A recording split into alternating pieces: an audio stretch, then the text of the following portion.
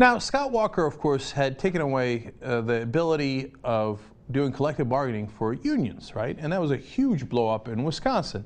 And there was a recall effort, but he survived that, and there was a lot of protests. But he wouldn't really abuse that, right? I mean, once they crush the unions, they're not going to do anything crazy, right?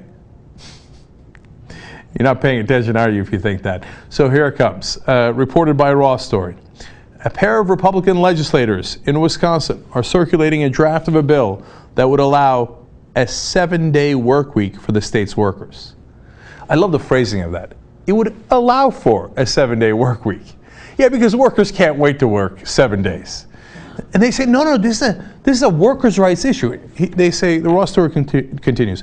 According to Stephen Point's Journal newspaper, the two lawmakers are floating the bill on behalf of the state's largest anti-union business lobby, Wisconsin Manufacturers and Commerce.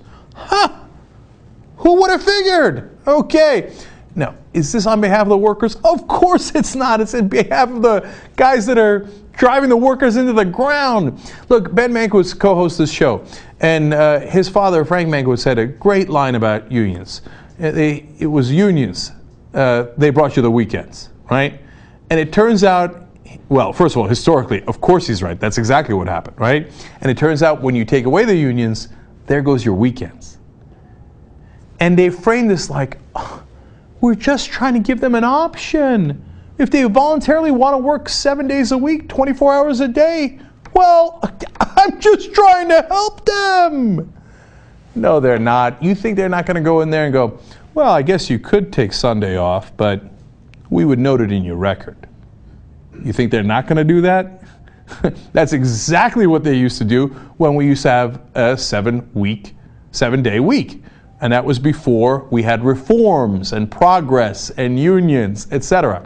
Look, unions can sometimes go overboard, etc., right? That isn't the point. The point is you need some organization that allows the workers to get together so they could have at least be on somewhat of an equal footing with the employers. If you don't have that, the employer can just pick you off one by one. Oh, you don't want to work 7 days a week? Boom, you're gone. You're fired. Who's next? That's an unbalanced playing field, and exactly the kind of playing field that Republicans and their donors love. When asked to name a single business, forget employees, a single business that agreed with this plan outside of the Wisconsin Manufacturers and Commerce, they couldn't name one, okay? So it's this one business group that wants to drive the workers into the ground that's pushing this. And of course, Republicans in Wisconsin say, you tell me to jump, I ask you how high. Now, David Reardon, who's a protester, put it exactly right. He said, even God said rest on the seventh day. I mean, they're not going to let, he's the Secretary-Treasurer for the Teamsters Local 662, by the way. They're not even going to let you go to church on Sunday. This is the party of family values and morality.